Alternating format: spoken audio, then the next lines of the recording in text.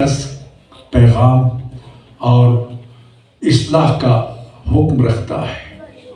قرآن کریم ان کے کردار کو مختلف انداز میں بیان فرماتا ہے، مختلف حوالوں سے رہنمائی کرتا ہے۔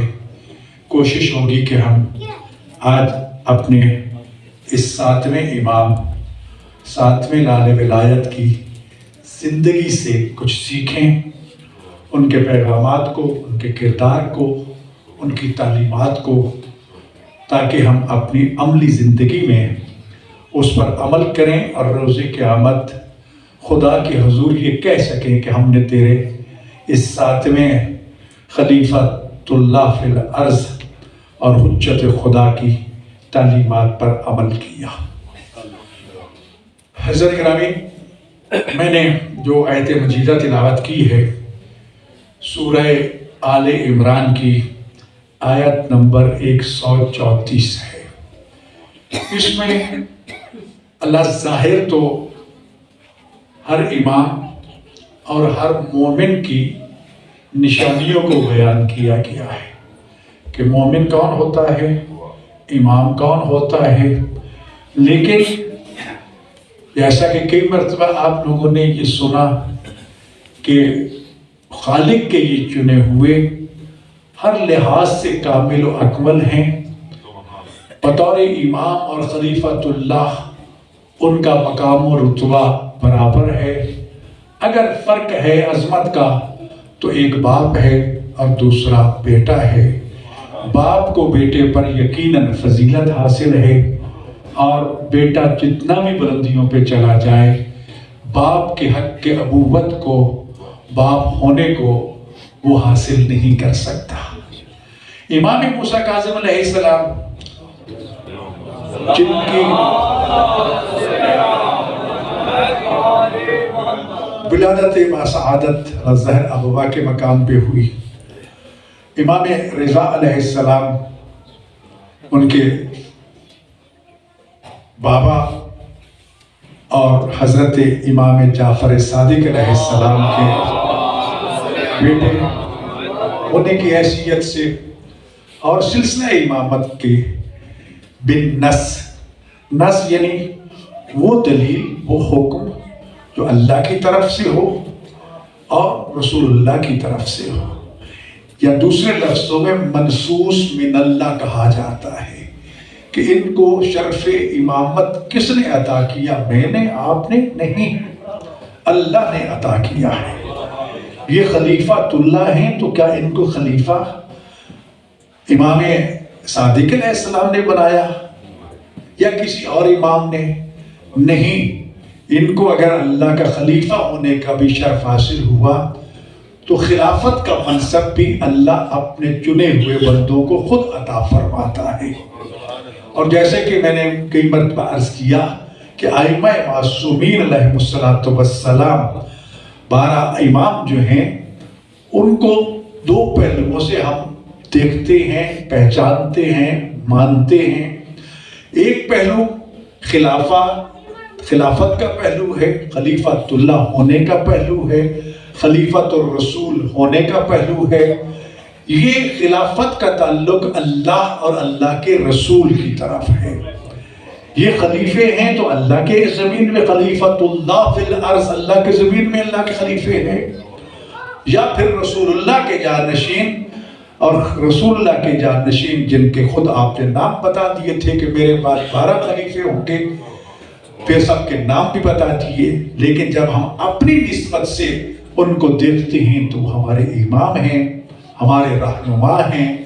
ہمیں حکم ہے کہ نہ تو ان سے پیچھے رہنا، نہ ان سے ذرا بھر بھی آگے بڑھنے کی کوشش کرنا، وگرنہ ہلاک ہو جاؤ گے۔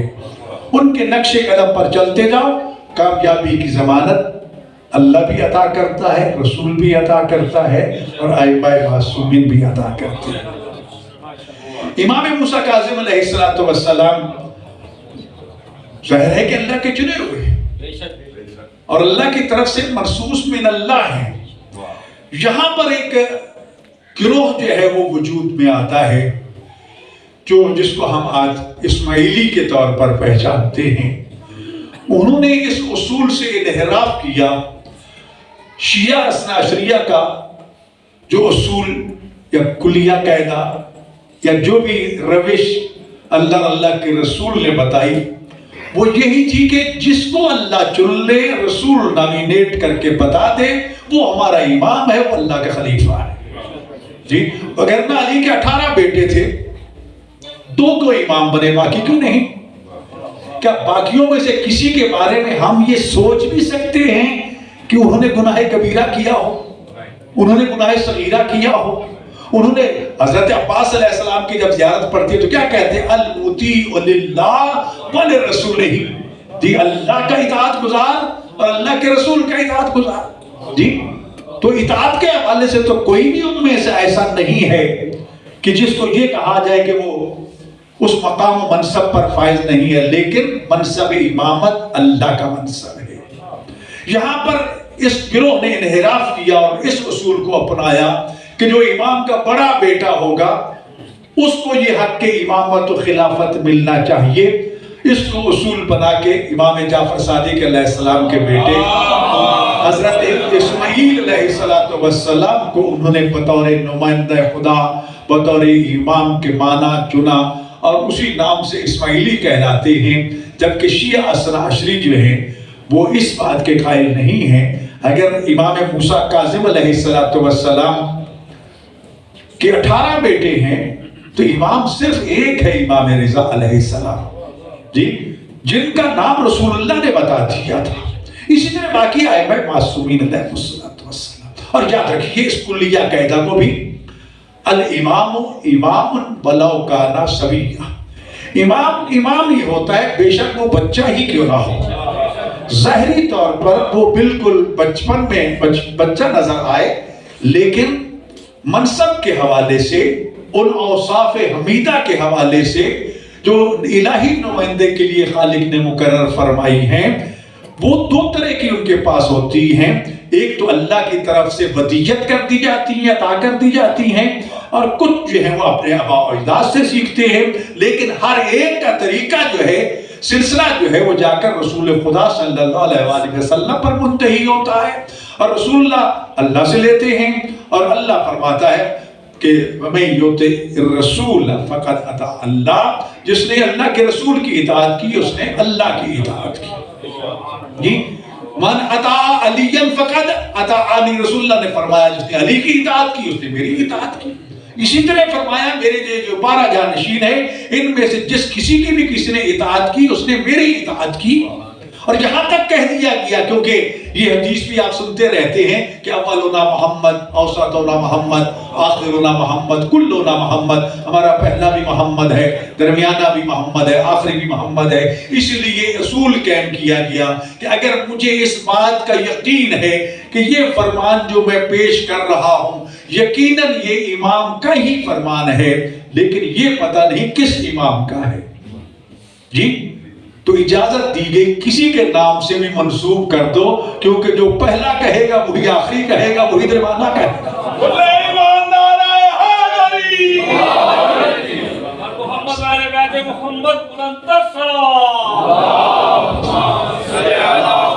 جی وہ اوصاف حمیدہ جو الہی نمائندہ کے لیے ضروری ہوتی ہیں ہزاروں مثالیں ہیں. امام حسن مجتبی علیہ السلام آغوش مادر میں ہیں، جی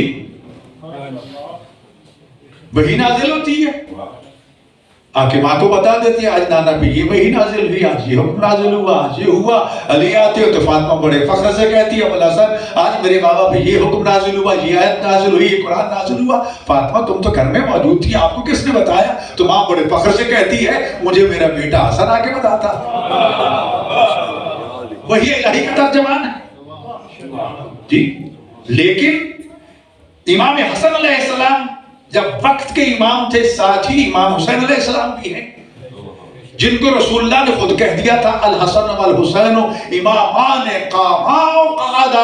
یہ دونوں امام ہیں، جنگ کریں تب بھی ٹھیک ہے، صلح کریں تب بھی ٹھیک ہے، لیکن زمانہ امامت جب تک امام حسن علیہ السلام زندہ رہے اس وقت تک امام وقت امام حسن تھے اور امام حسین کے بھی امام تھے. جی بے شک منصب تھا، چیزیں تھیں.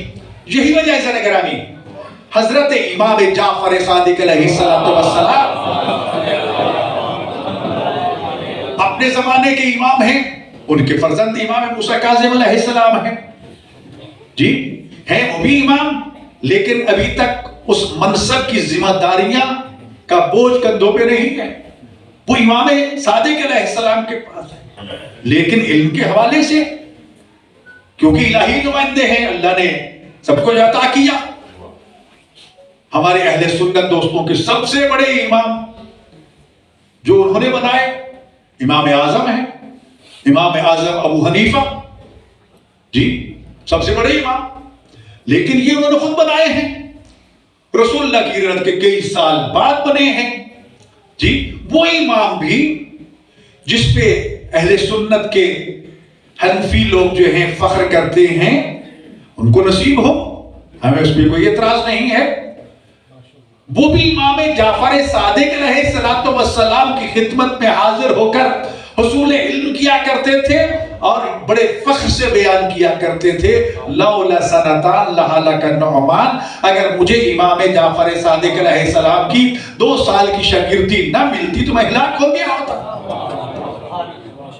ایک دفعہ مشہور امراض القرآن کے جو ہیں حضرت مولانا طاہر القادری، انہوں نے امام اعظم پہ ایک کانفرنس رکھی اور مجھے بھی بلایا، تو میں نے اسٹیج پہ کہا کہ مولانا آپ میں اور ہم میں رتبے کا فرق ہے، آپ شاگرد ہیں، ہم استاد ہیں، شاگرد پر لازم ہے کہ استاد کا احترام کرے، اور وہ شاگرد بھی ایسا شاگرد ہے کہ اپنے استاد کی شاگردی پہ ناز کرتا ہے، کہتے بے شک آپ نے سچ کہا، ہمیں اس پہ کوئی کلام نہیں ہے۔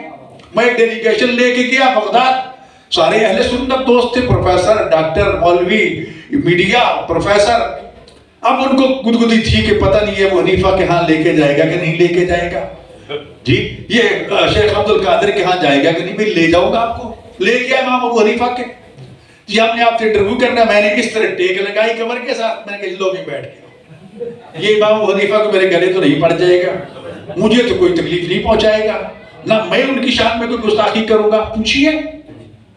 تو جب میں نے یہ بتایا کہ میرا کہنا شاید کوئی حیثیت نہیں رکھتا، یہ صاحب قبر کا اعتراف جو ہے اصل وہ حقیقت رکھتا ہے، اس کے سارے کرندے چیلے جتنے بھی دربار کے وہاں لوگ کھڑے تھے ان کے سامنے کہ انہوں نے یہ اعلان کیا تھا کہ لولا سنتان لہلک النعمان، اگر مجھے امام جعفر صادق علیہ السلام کی شاگردی نہ ملتی تو ہلاک ہو جایا کرتا۔ کہتے بے شک ایسے حقیقت، اس میں کوئی انکار نہیں ہے۔ تو میرے بھائی یہی امام اعظم ابو حنیفہ نعمان بن ایک دن صبح امام جعفر صادق علیہ السلام کے امامت قدے پہ حاضر ہوتے ہیں، دستک دیتے ہیں۔ امام موسیٰ کاظم علیہ السلام ظاہری طور پر 12 سال کی عمر ہے، دروازہ کھولتے ہیں، استقبال کرتے ہیں، عزت و تکریم سے بٹھاتے ہیں۔ یہ امام کا عمل یاد رکھیے، رسول اللہ کے اس فرمان کو بھی ساتھ کوٹ کرتا جاؤں، اکرم کریم کل قوم، کسی بھی قوم کا کوئی سردار اگر تمہارے پاس آ جائے، بے شک وہ تمہارا ہم عقیدہ نہیں، تمہارا ہم مسلک نہیں، تمہارے ساتھ اس کی دشمنی ہو سکتی ہے، لیکن کیونکہ خدا نے اسے اس کی قوم کی سرداری بھی اسے عطا کی ہے، لہذا اس کا بھی احترام کرو۔ جی اکرم و کریم کل قوم، ہر قوم کے سردار کی عزت کرو۔ تو امام نے عزت و تکریم سے ابو حنیفہ کو بٹھایا، پوچھا شیخ کیسے آنا ہوا؟ کھائے بہت مشکل مسئلہ ہے، آپ کے بابا سے رہنمائی لینے کے لیے حاضر ہوا ہوں۔ آپ نے فرمایا ذرا مسئلہ مجھے بھی بتا دو، شاید میں ہی تمہیں جواب دے دوں، بابا کو زحمت ہی نہ دینا پڑے۔ کہا نہیں شہزادے، مسئلہ بہت مشکل ہے، آپ جواب نہیں دے سکیں گے۔ کہا نہیں بتائیے تو صحیح۔ کہا میں جو کہہ رہا ہوں کہ بہت مشکل مسئلہ ہے، آپ کے بس کی بات نہیں ہے کہ آپ جواب دیں۔ کہا بھی بتاؤ تو صحیح، میں بابا کو بلاتا ہوں، لیکن مسئلہ تو بتاؤ۔ کہا اچھا پھر سنو، مسئلہ یہ ہے اگر کوئی نمازی عبادت گزار نماز پڑھ رہا ہو، اس کے سامنے سے کوئی انسان، کوئی حیوان، کوئی چرند، کوئی پرند، کوئی چیز گزر جائے تو کیا اس کی نماز ٹوٹ جائے گی یا نہیں ٹوٹے گی؟ آپ نے فرمایا نماز تو نہیں ٹوٹے گی۔ کہا دیکھا نا، میں نے کہا تھا نا کہ آپ کو پتہ نہیں ہے۔ جی کہا آپ بتائیں، کہ نماز تو ٹوٹ جائے گی. کہا کیسے؟ کہا جب عبد اور معبود کے درمیان کوئی حائل ہو جائے تو رابطہ کٹ جاتا ہے. جب رابطہ کٹ گیا تو نماز ٹوٹ جاتی ہے. تو امام مسکرا کے فرماتے ہیں شیخ اللہ تو یہ فرماتا ہے نحن اقرب الیہ من حبل الورید، اے انسان ہم تو تیری شاہ رگ سے بھی قریب ہیں. فرق اتنا ہے کہ تیری شاہ رگ ہے اور میں خدا میں ہوں، میں اتنا قریب ہوں. تو جب جہاں وہ خدا ہے تو درمیان میں کون گزر سکتا ہے؟ جی تو جب گزر نہیں سکتا تو نماز کیسے ٹوٹے گی؟ قرآن سے استدلال کر کے خاموش کر دیا. یہ امام موسیٰ کاظم علیہ السلام ہے. تو جو ہے میرے بھائیو کہ نحن اقرب الیہ من حبل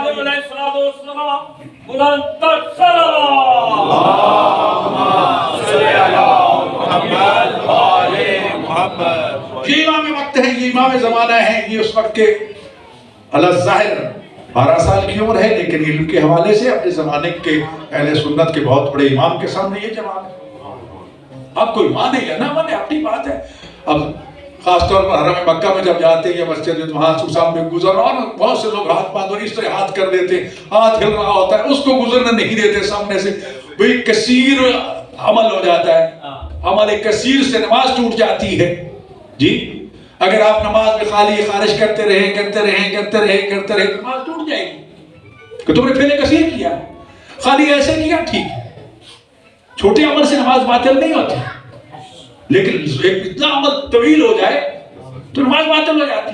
تو وہاں حالت یہ ہوتی، خیر ان کی نماز ٹوٹتی ہوگی، میں اعتراض نہیں کرتا، ان کو نصیب ان کی فکر.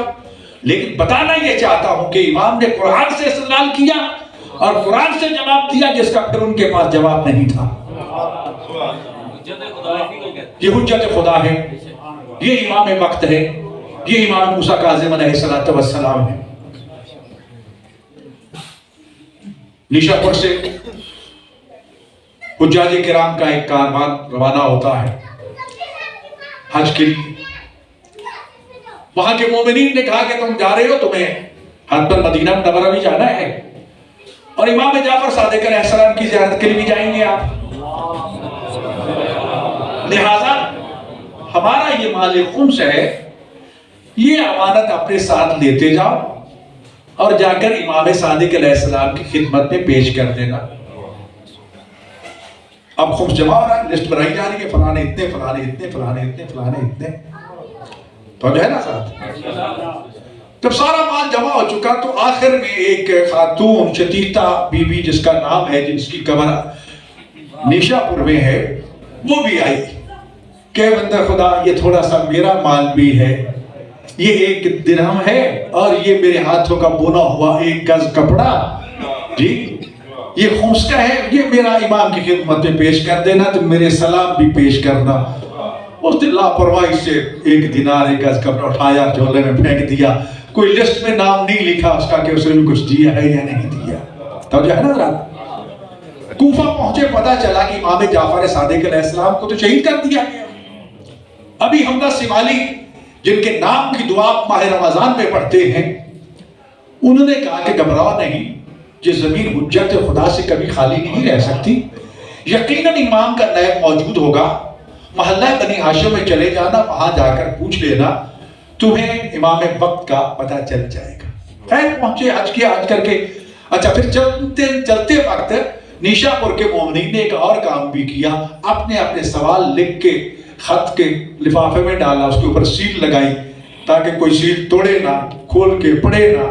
اور یہ شرط لگا دی کہ جب تم امام کی خدمت میں پہنچو چند ایک خط لے جانا اور ان سے کہنا کہ یہ سیل بھی نہ ٹوٹے، یہ لفافہ بھی نہ کھلے، سوال کا جواب بھی لکھ دیا جائے، اس پہ آپ کی مہر بھی لگ جائے. اگر وہ کہے کہ میں نے جواب بھی لکھ دیا، دستخط بھی کر دیے، مہر بھی لگا دی، ہوٹل میں لے آنا، سرائے میں لے آنا، کھول کے دیکھ لینا، اگر مہر دستخط ہو چکے ہیں تو پھر سارا مال امام اٹھا کے جا کے ان کے حوالے کر دینا. تو جو حضرات پہنچ گئے مدینہ. کسی نے کہا کہ جناب یہ ہے امام وقت. ادھر دیکھا بڑا سخت کڑا پہرا ہے. امام کیا تو یہ صورت نہیں ہو سکتی، نہیں یہ امام نہیں. کہیں دوسرے پہ گئے، کچھ اور بھی گئے.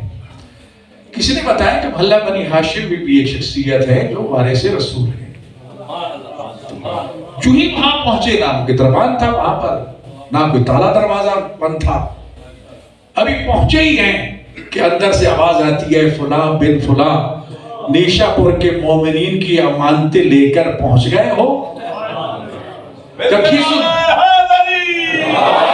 जब ये सुना तो हैरान हो गया और जाकर दस्तपोशी की, और फिर इमाम ने फरमाया कि हमने नीशापुर के मोमिनीन के खतूत और उनके सवालों के जवाब भी लिख दिए हैं, मोहरें भी लगा दी हैं। ये सुन के परेशान हो गया कि इनको तो ये भी पता है। खैर सलाम करके होटल में आया, देखा मोहरें लगी हैं, सब कुछ है। मौला इमाम उठाया और इमाम की खिदमत में, मौला ये फलां की तरफ से, तवज्जो चाहता हूं जाग के सुनना जी, मौला ये फलां की तरफ से कहा, हमने इसे कबूल कर लिया। ये फलां ने भेजा है, ये भी हमें कबूल है। ये फलां ने दिया, ये हमें कबूल नहीं, ये हमें कबूल नहीं, वो हमें कबूल नहीं। खुद सोचो, इमाम ने बता दिया कि हम तुम्हारे माल और मताल के मोहताज नहीं। खुद इमाम ज़मान अलैहिस्सलाम इरशाद फरमाते हैं कि याद रखो, हम तुम्हारे अम्वाल के मोहताज नहीं हैं, हम तो चाहते हैं कि खुम्स ज़कात अदा करके तुम अपने माल को पाक कर लो। अब वो हैरान होता जा रहा है, एक एक चीज पेश करता जा रहा है, लिस्ट सामने है, ये अपनी तरफ से मुतमईन होकर बैठ गया कि मैंने सारा माल पहुंचा दिया है। उस वक्त इमाम पूछते हैं कि हमारी ये कनीज ने भी आपको कुछ माल दिया था?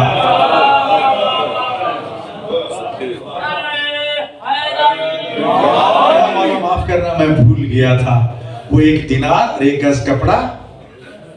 इमाम ने फरमाया कि हमारी कनीज से कहना कि हमने तेरा एक दिनार भी कबूल कर लिया और तेरे हाथों का बुना हुआ एक गज कपड़ा भी कबूल कर लिया, और ये 19 दिनार ले लो और ये कपड़ा ले लो, उसे जाके ये पैगाम दे देना, तेरे पहुंचने के बाद वो 19 दिन जिंदा रहेगी, ये 19 दिन का खर्चा है, और उसे कह देना कि तेरे हाथों का बुना हुआ कपड़ा मैंने अपने कफन के लिए रख लिया है और अपना कफन तुझे भेज रहा हूं। और फरमाया कि उसको कह देना, किसी और को ना बताना, कि तेरी नमाज जनाजा पढ़ाने के लिए मैं खुद इमाम मूसा काज़िम मदीना से नीशापुर पहुंचूं।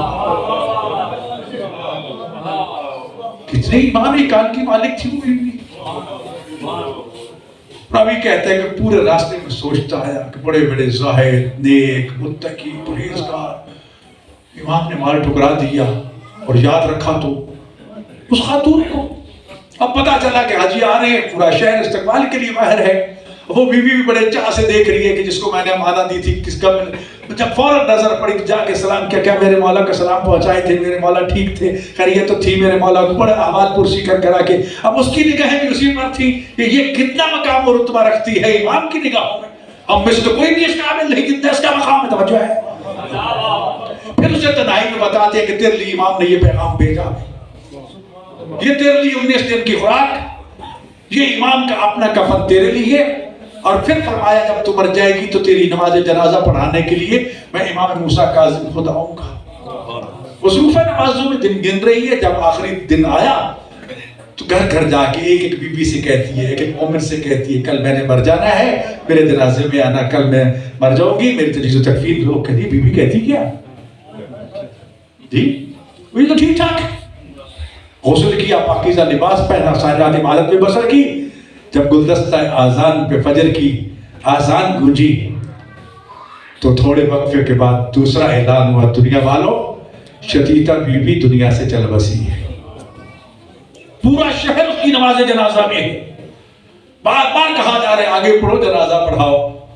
वो कह रहे नहीं, ठहरो, अभी ठहरो, अभी ठहरो, अभी ठहरो। यहां तक देखा कि जंगल की तरफ से एक घुड़सवार आता है, घोड़े से उतरता है, सामने आके खड़ा हो जाता है, उसकी नमाज जनाजा पढ़ाता है। जनाजा पढ़ा के वापस घोड़े में बैठ के जब चला जाता है तो फिर नीशापुर के मोमिन को बताता है कि ये जनाजा पढ़ाने वाले हमारे जमाने के इमाम मूसा काज़िम अलैहिस्सलाम थे। सलवात पढ़ लीजिए बुलंद आवाज से।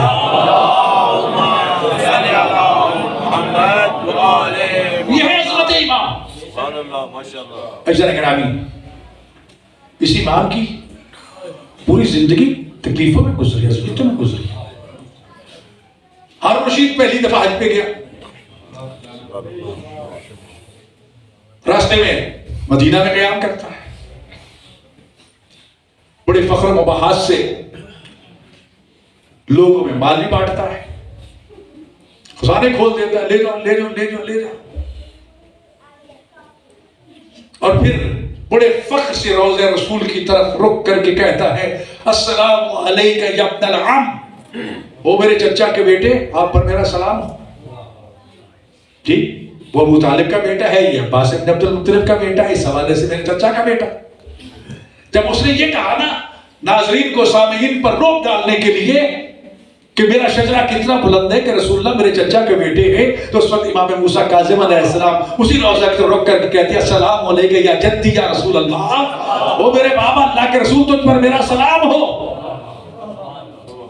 یہ سن کے اس کا چہرے کے تیور بدلے، کہا کہ تم نے یہ کیسے کہا؟ تو امام نے فرمایا مجھے ایک بات کا جواب دو، فرض کرو آج رسول اللہ ظہری حیات میں دنیا میں آ جائیں، آج تجھ سے کہیں کہ اے ہارون رشید تو مجھے اپنی بیٹی کیا رشتہ دے، میں اس کو اپنی زوجیت میں لینا چاہتا ہوں، تم کیا کرو گے؟ کہا اس سے بڑھ کر میرے لیے کیا فخر ہو سکتا ہے کہ رسول اللہ اور میری بیٹی؟ فرمایا تجھ میں اور مجھ میں یہی فرق ہے، رسول اللہ تیری بیٹی کا رشتہ مانگ بھی سکتے ہیں، تو دے بھی سکتا ہے، تیرے لیے باعث فخر بھی ہے، لیکن اللہ کا رسول نہ میری بیٹی کا رشتہ مانگ سکتا ہے نہ میں دے سکتا ہوں، کیونکہ میری بیٹی رسول اللہ کی بیٹی ہے۔ یہی بات دشمنی کا باعث بنی۔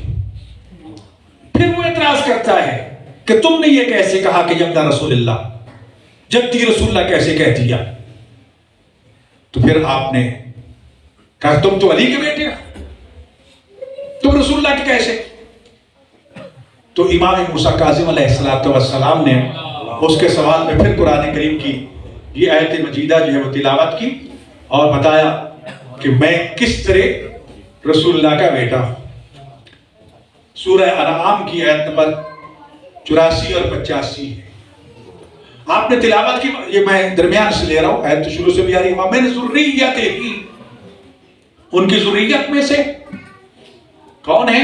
داؤد ہے، سلیمان ہے، ایوب ہے، یوسف ہے، موسیٰ، ہارون ہے، وَكَذَلِكَ نَجْزِي الْمُحْسِنِينَ، یہاں ایک آیت ختم ہوتی 84 اور 85 میں، زکریا و یحییٰ و عیسیٰ و الیاس کل من الصالحین، حضرت زکریا ہے، یحییٰ ہے، عیسیٰ ہے، الیاس ہے، اور سارے یہ اللہ کے نیک بندے تھے۔ یہ آیت پڑھ کے امام فرماتے ہیں عیسیٰ تو اپنے ماں کے بطن سے پیدا ہوئے، باپ کے بغیر پیدا ہوئے، اگر باپ کے بغیر پیدا ہونے والا عیسیٰ حضرت ابراہیم علیہ السلام کی ذریت میں شامل ہو سکتا ہے، تو میں رسول اللہ کی بیٹی فاطمہ کا بیٹا ہو کر رسول اللہ کی ذریت میں کیوں شامل نہیں ہو سکتا؟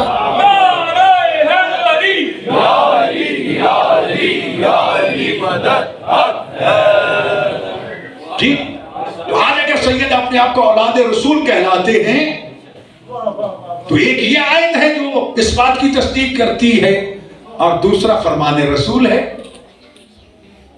جب مباہلہ میں لے کے گئے تو حسن حسین کو ابناءنا کی جگہ پر لے کے گئے، فَقُلْ تَعَالَوْا نَدْعُوا أَبْنَاءَكُمْ وَأَبْنَاءَنَا وَنِسَاءَنَا وَنِسَاءَنَا وَأَنفُسَكُمْ وَأَنفُسَنَا۔ جی اس آیت میں کہا تم اپنے بیٹے لے کر آؤ، ہم اپنے بیٹے، تم اپنی عورتیں، ہم اپنی عورتیں، تم اپنے نفس، ہم اپنے نفس۔ جی قرآن کی آیت کی عملی تفسیر پیش کرتے ہوئے رسول اللہ حسن اور حسین کو اپنے بیٹے بنا کے لے کے گئے۔ اور یاد رکھیے میں اور آپ اگر کسی کو بیٹا کہہ دے تو وہ استعارتاً ہو سکتا ہے، اخلاقاً ہو سکتا ہے، معاشرتاً ہو سکتا ہے، لیکن نبی اور امام کی زبان سے نکلنے والے الفاظ حقیقت پر دلالت کرتے ہیں، مجاز پر نہیں۔ جی اگر رسول ان کو اپنا بیٹا کہہ رہے ہیں تو حقیقت میں کہہ رہے ہیں کہ فاطمہ کے وطن سے، علی کی صلب سے اللہ نے مجھے یہ بیٹے عطا فرمائے ہیں۔ تو یہ نسل مصطفیٰ بھی موجود ہے جس کی وجہ سے اولاد رسول جو ہے وہ اپنے آپ کو اولاد رسول کہلا سکتے۔ تو جنرل بھائی، تو یہ سب سے پہلا اعتراض اسی ہارون رشید نے کیا تھا، منہ توڑ جواب ملا۔ ایک یہاں امام کا پیغام بھی عرض کرتا چلو، امام کے اصحاب میں سے ایک اصحابی صفوان جمال مشہور ہے، جمال اونٹوں والا، صفوان ان کا نام تھا۔ حدیث کی کتابوں میں بہت سی حدیثیں ان کے نام سے روایت ہیں، خاص طور پر حج کے احکام کے حوالے سے بہت سارے مسائل جو ہم تک پہنچے ہیں وہ صفوان کے حوالے سے پہنچے ہیں۔ انہی میں سے ایک مسئلہ جو الحمدللہ میں نے عرض بھی کیا تھا کہ پچھلے سال بالآخر خدا نے میری کوشش کو کامیابی عطا فرمائی، جو میں 2003 سے اس کے پیچھے پڑا ہوا تھا کہ شیعہ خواتین تو یقیناً بغیر محرم کے حج پہ جاتی ہیں، تمام مسلمان خواتین کو بغیر محرم کے حج پہ جانے کی اجازت دی جائے۔ تو درمیان میں شیعہ خواتین پہ پابندی لگا دی گئی، لیکن جو مسلسل جاری رہی جی، کیونکہ جو ہمارے سامنے دلائل تھے وہ صفوان جمال کے تھے، جو امام جعفر صادق اور امام موسیٰ کاظم علیہ السلام سے انہوں نے بیان فرمائے تھے۔ سوال کیا تھا کہ مولا ایک خاتون میرے ساتھ حج پہ جانا چاہتی ہے، اس کا محرم ساتھ نہیں، تو کیا جا سکتی ہے؟ فرمایا اگر وہ کارواں میں اپنے آپ کو محفوظ سمجھتی ہے تو بالکل جا سکتی ہے۔ فریضہ واجب کے لیے شوہر کی یا محرم کی اجازت شرط نہیں ہے، وہ شرط ہے کہ جان کو خطرہ ہو یا عزت و ناموس کا خطرہ ہو، تو پھر وہ وہی سے ہم نے یہ استدلال کیے، سارے دلائل میں نے لکھے، فیصلہ لکھا کہ ابو حنیفہ کہتے ہیں کہ جا سکتی ہے، شافعی کہتے ہیں جا سکتی ہے، مالکی کہتے ہیں جا سکتی ہیں، ایک حنبلی گروہ ہے وہ کہتے ہیں نہیں جا سکتی، اس کا سفر معصیت ہوگا۔ تو میں نے یہ استدلال قائم کیا کہ ان کے نزدیک بھی دلیل یہ ہے کہ وہ سفر جو 3 دن پر مشتمل ہو اس میں اکیلے عورت کے لیے جانا حرام ہے۔ آج یہ موضوع ہی ختم ہو گیا، بات سمجھ آ رہی ہے سب کو کہ دنیا کے کسی کونے سے کوئی پرواز کرے 24 گھنٹوں میں مکہ پہنچ جاتا ہے، 3 دن تو بہت بڑا جی۔ جب موضوع ختم ہو گیا تو حکم ختم ہو گیا جی، نہ 3 دن رہے نہ وہ حرمت باقی رہی۔ تو ایک کراچی کے مولانا بول پڑے، ابے مولانا ایسے تھوڑی معافی ملتی ہے۔ تو میں نے مثال دی تھی کہ اگر فرض کرو کہ اس نے گناہ کا سفر کیا ہے، سفر معصیت کیا ہے، اس میں اختلاف ہے، شیعہ کہتے ہیں جائز ہے، شافعی کہتے ہیں جائز ہے، مالکی کہتے ہیں جائز ہے، حنفی کہتے ہیں جائز ہے، ایک حنبلی ہے وہ گروہ اختلاف کرتا ہے، لیکن ایک بات میں سب کا اتفاق ہے کہ کوئی کتنا ہی گناہگار کیوں نہ ہو 9 ذی الحجہ کو میدان عرفات پہ پہنچ جائے اور زوال آفتاب سے غروب آفتاب تک اللہ کا حضور گڑ گڑا کے رو رو کے دعائیں مانگے، تو کتنا ہی گناہگار کیوں نہ ہو وہ اس طرح گناہوں سے پاک ہو جاتا ہے۔ رسول اللہ فرماتے ہیں جیسے آج شکم مادر سے باہر آیا، اور امام باقر علیہ السلام ارشاد فرماتے ہیں اب اس کا یہ سوچنا بھی گناہ ہے کہ پتہ نہیں اب بھی میرے گناہ معاف ہوئے یا نہیں ہوئے۔ تو اب مولانا کہنے لگا ویسے معافی تھوڑا ملے، تو میں نے کہا مولانا اس لیے معافی اللہ نے اپنے ہاتھ میں رکھی ہے، تو مولویوں کو نہیں دی، اگر تمہارے حوالے کر دی جاتی نا معافی پھر کوئی بھی جنت میں نہ جاتا جی۔ الحمدللہ گزشتہ سال یہ فیصلہ ہو گیا، اور پچھلے سال وہ کھانا خراب کر دیا جو حالت وہ داخلہ فارم میں ہوتا تھا کہ محرم کون ہے، محرم کا شناختی کارڈ اور فلاں، ساری خواتین بغیر محرم کے گئی جی۔ خدا کا شکر ہے، اور اس دفعہ بھی وہی فیصلہ منوعن جو 2003 میں نے کیا تھا ہر بار اسی کو نافذ کر دیا گیا، صرف فیصلہ نہیں ہوا بلکہ عملاً نافذ بھی ہو گیا، اور 1 سال گزر گیا اس میں عمل پہ، اب بھی یہ سلسلہ ہو رہا ہے۔ تو یہ جتنے مسائل ہم تک پہنچے ہیں صفوان جمال کے ذریعے، تو جو ہے نا یہ صفوان جمال جو بات کرنا چاہتا تھا اس کی طرف توجہ رکھیے۔ اس نے ہارون رشید کو اونٹ کرائے پہ دے دیے، جیسے لوگ گاڑیاں آج کر لے کے جاتے ہیں۔ امام موسیٰ کاظم علیہ السلام کو پتا چلا کہ اس نے اونٹ کرائے پہ دیے ہیں، ہارون رشید کو آپ نے بلایا، صفوان سنا ہے کہ تم نے اپنے اونٹ کرائے پہ دیے ہیں، وہ بھی ہارون رشید کو؟ کہا مولا وہ حج پہ جا رہا تھا، حج کے لیے دیے تھے۔ اب اس نے سوچا شاید حج کی وجہ سے امام کوئی راستہ نکال دے گے، فرمایا پھر تم اس کی خیریت کی دعا بھی کرتے ہو گے کہ خیر سے واپس آ جائے تاکہ میرے اونٹ بھی واپس آ جائے اور میرا کرایہ بھی مل جائے۔ کہا مولا یہ تو ہے، پر اس کا مطلب یہ ہوا کہ تم ہمارے دشمنوں کی خیر مانگتے ہو۔ یہ سننا تھا، امام سے معافی مانگی اور اونٹ بیچ دیے کہ نہ اونٹ ہوں گے نہ ظالموں کو دینا پڑیں گے۔ اب اس سے پیغام سوچو کہ کسی ظالم اور دشمن آل محمد کی ذرا بھر بھی مدد کرنا کہ جس سے دین کو نقصان پہنچتا وہ جائز نہیں ہے۔ توجہ ہے امام کے فرمان کی روشنی میں یہ پیغام جی۔ مومنین کی مدد کرو جتنی ہو سکتی ہے، ہر حوالے سے مدد کرو، ہر طرح سے مدد کرو۔ امام موسیٰ کاظم علیہ السلام کا نام کاظم، کاظم غصہ پی جانے والا۔ جو آیت مجیدہ میں نے آپ کے سامنے تلاوت کی ہے اس کا عنوان ہی یہی ہے، سورہ آل عمران کی آیت نمبر 134۔ مومن کی شان بیان کی ہے، تو جو امام ہے اس کا رتبہ کیا ہوگا؟ جی آیت الذین ينفقون فی السراء والضراء، وہ لوگ جو خوشحالی کے زمانے میں اللہ کی راہ میں خرچ کرتے ہیں، تنگ دستی کے زمانے میں پیسہ ہو وافر ہو خرچ کرنا تو ٹھیک ہے، نہیں ہے پیسہ گھر میں بھی مشکل سے ہے لیکن پھر بھی کوئی سائل آ جائے تو فی السراء تنگ دستی کے زمانے میں بھی اس کو خالی نہیں لوٹاتا۔ والکاظمین الغیظ، اگر کوئی اس کی شان میں گستاخی کر دے، اس کی توہین کر دے تو غصہ پی جاتا ہے۔ والعافین عن الناس، لوگ اگر اس کی شان میں گستاخی کرے تو ان کو معاف کر دیتا ہے۔ جی واللہ یحب المحسنین، اللہ فرماتا ہے ایسے لوگوں کو اللہ پسند کرتا ہے، اللہ ان سے محبت فرماتا ہے۔ قرآن کی ہے، امام موسیٰ کاظم علیہ السلام نے اپنی کنیز سے کہا کہ آفتابہ پانی کا بھر کے لے آؤ، مجھے وضو کراؤ۔ آفتابہ لے کے آئی بھر کے، وضو کروانے لگی کہ ہاتھ سے آفتابہ گر گیا، امام کے سر ایک تسبیح لگ گیا۔ امام کو غصہ آیا، جو ہی کنیز تھر تھر کانپنے لگ گئی کہ اب امام کیا کہیں گے، لیکن کنیز کن کی تھی؟ جی کنیز بھی تو معصومین کی کنیز تھی نا۔ فوراً اس آیت کی تلاوت کرتی الذین ينفقون فی السراء والضراء والکاظمین الغیظ۔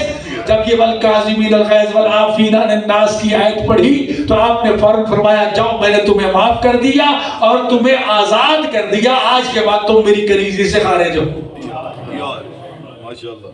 جی یہ آیت مجیدہ پڑھ کے ایک کنیز زہرا، کنیز معصومین کس طرح امام کی خدمت میں کتنا عظمت کا اور کتنا قرآنی آیات کا استدلالی جواب دے کے کس طرح وہ معاف کرنے والے معاف کر دیتے ہیں۔ اور ایسے معاف کرنے والوں میں اللہ کیا فرماتا ہے؟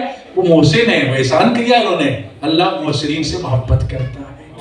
میرے بھائیوں یاد رکھیے، امام موسیٰ کاظم علیہ السلام باب الحوائج جن کے دروازے سے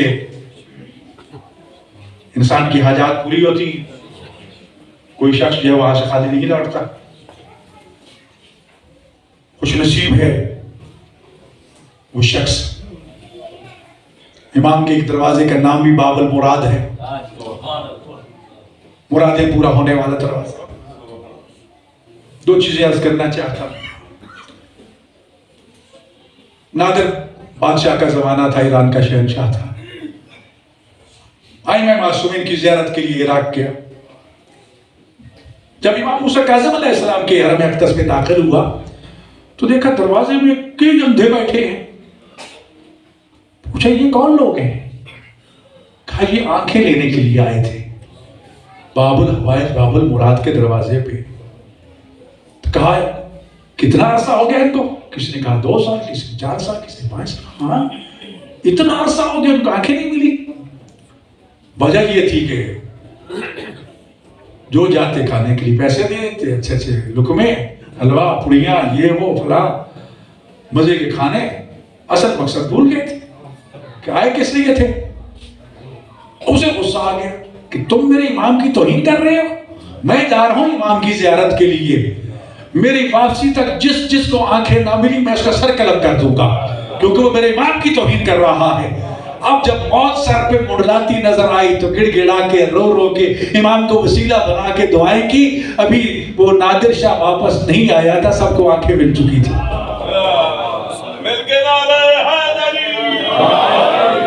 ہم گناہگار ہیں، خطا کار ہیں، روسیہ ہے، ہمارے پلے کچھ بھی نہیں ہے۔ ایک دفعہ کانفرنس تھی کربلا محلہ میں، امام حسین علیہ السلام کی ولادت کے موقع پہ پاکستان کی میں نمائندگی کر رہا تھا، تو کانفرنس کے بعد ہمیں لے جایا گیا مختلف۔ جب کازمین میں پہنچے تو کہا گیا کہ سامان وہاں سارا بس پہ رہنے دو کہ صبح میں رجب پہ جانا ہے۔ میں نے غسل کیا، غسل کر کے کپڑے پہن کے امام کی زیارت کی، روانہ ہوا۔ جو ہی پہلی چیک پوسٹ کراس کی تو مجھے اپنے کپڑوں پہ کچھ نمی سی محسوس ہوئی۔ دیکھا تو میری شلوار پہ خون لگا ہوا ہے۔ یہ کہاں سے؟ میں فوراً وہاں سے پیچھے ہٹا، बस से सामान उतारा, गया, जाकर देखा कोई नीचे पड़ा था, फट गया था, उसकी वजह से कपड़े नजीस हो गए। नहाया, काफी देर लग गई और दिल पे एक चोट लगी कि मैं बाबे मुराद से वापस आ गया। सच्ची बात है, बड़ा परेशान। खैर दोबारा गुस्ल किया, वुजू किया, नए कपड़े पहने, पहन के हाजिर हुआ, जाकर सलाम किया, रोया, जो अकीदत ज़ियारत करके वापस आ गया। मैं समझता हूँ कि उस करीम का मुझ जैसे गुनहगार पे ये बहुत बड़ा एहसान था, एहसान है। मैं सोने की तैयारी कर रहा हूँ, वुजू कर रहा था कि हमारा जो प्रोटोकॉल ऑफिसर था दौड़ता हुआ आया, मौलाना जल्दी आइए, इमाम आपको बुला रहे हैं, जल्दी आइए, आपको इमाम बुला रहे हैं, जल्दी आइए। मैंने कहा मैं वुजू कर लूँ, कपड़े पहन लूँ, अबा का मामा, जूता, कच्चे, छोड़ो सब चीज को, जिस चीज जैसी हो भागो। वही जो हवाई चप्पल, जो चप्पल पाँव में थी, वो लेके दौड़ पड़े। देखा हरम बंद है, से बैक डोर खुला था, वहां से मुझे लेके गया। अंदर कुरान की तिलावत हो रही है। मुझे आज भी याद, एक लिस्ट बन रही थी, रस्म 23वां मेरा नाम था। वहां गए तो अजीब मंजर था, तिलावत हो रही थी, गिर गया था, खजाना बाहर निकाला गया, उसको अलग अलग किया जा रहा था, उसमें शामिल, आंखें आंसू बरसा रही हैं जी। जब ये चीजें सारी अलग अलग हो चुकी, जो मुतवल्ली था उसने मुझे तस्बीह, कुछ चीजें भी गिफ्ट दी, फिर जरिए उसको गुस्ल दिया। गुस्ल देने के बाद फिर उसको कपड़ों से खुश्क किया। जब खुश्क हो गई तो सबसे पहले शायद या चंद के बाद मुझे ये एजाज हासिल हुआ कि मुतवल्ली ने कहा, आइए शेख, आप पहले इमाम की जरिए के अंदर। मैं समझता हूँ कि वो जैसे गुनाहगार के लिए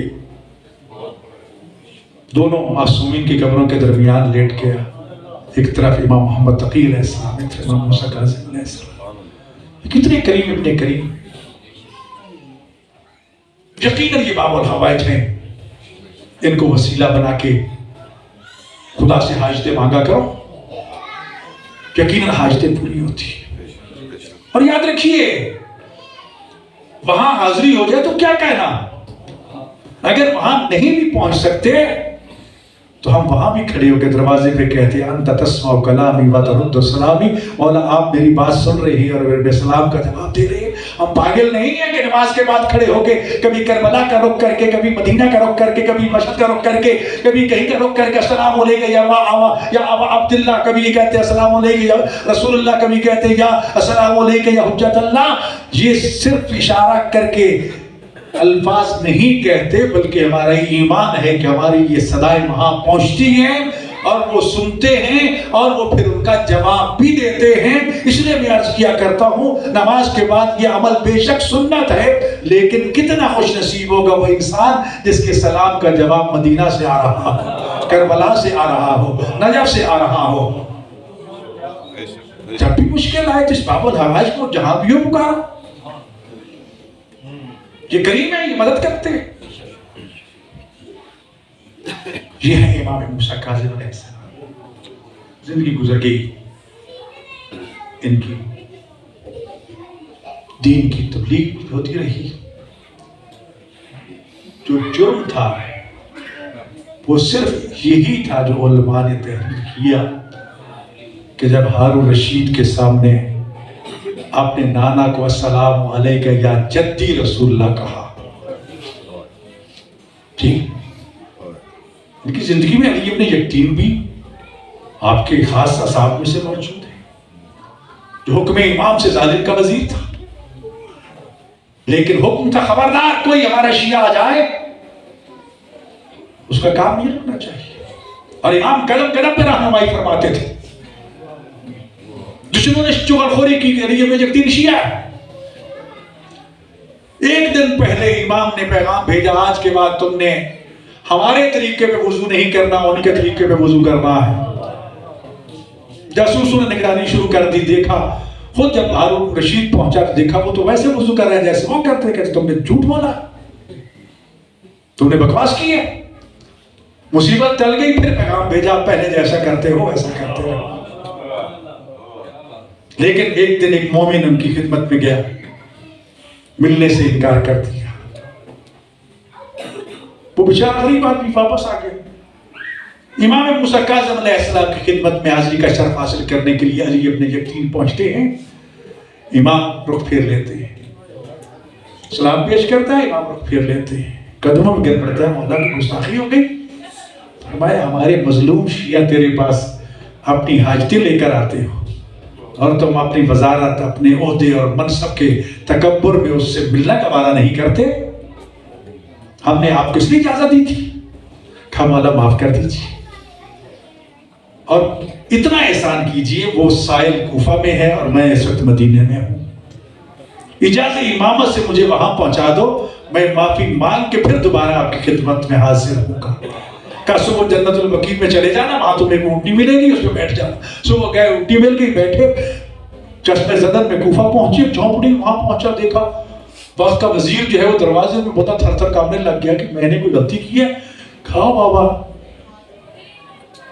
तुझे तेरे मकाम का पता नहीं, जो मैंने इमाम की निगाह में तेरा रुतबा देखा है ना जी, मैं सोच भी नहीं सकता, मैंने गुस्ताखी की, मुझे माफ कर दो। मैं माफी मांगने के लिए कहा बाबा मैं फकीर ने तुझे माफ किया, गरीब आदमी मैं आपको कैसे, कहा नहीं ये माफी नहीं, मैं अपना सर जमीन पे रखता हूँ, अपने इसी पाँव और जूते के साथ अपना पाँव मेरे इस रुखसारे पर भी रखो और इस पर भी रखो और निशान लगाओ, ताकि मेरा तकब्बुर गुरूर खाक में मिले और जाकर ये चेहरा मैं अपने इमाम को दिखाऊं कि मौला देखो मैंने इस तरह उससे माफी मांगी। इसमें भी पैगाम है मनसबदारों के लिए जो बड़ी बड़ी कुर्सियों पे बैठते हैं, बड़े ओहदों के मालिक हैं, बड़े सरमायादार हैं, किसी को इंसान नहीं समझते, कोई गरीब शिया आ जाए तत्कार देते हैं उसको जी। तो इमाम की निगाह में मोमिन की कितनी कदर है, वो नीयतों को देखते हैं, ज़ाहिर को नहीं देखते।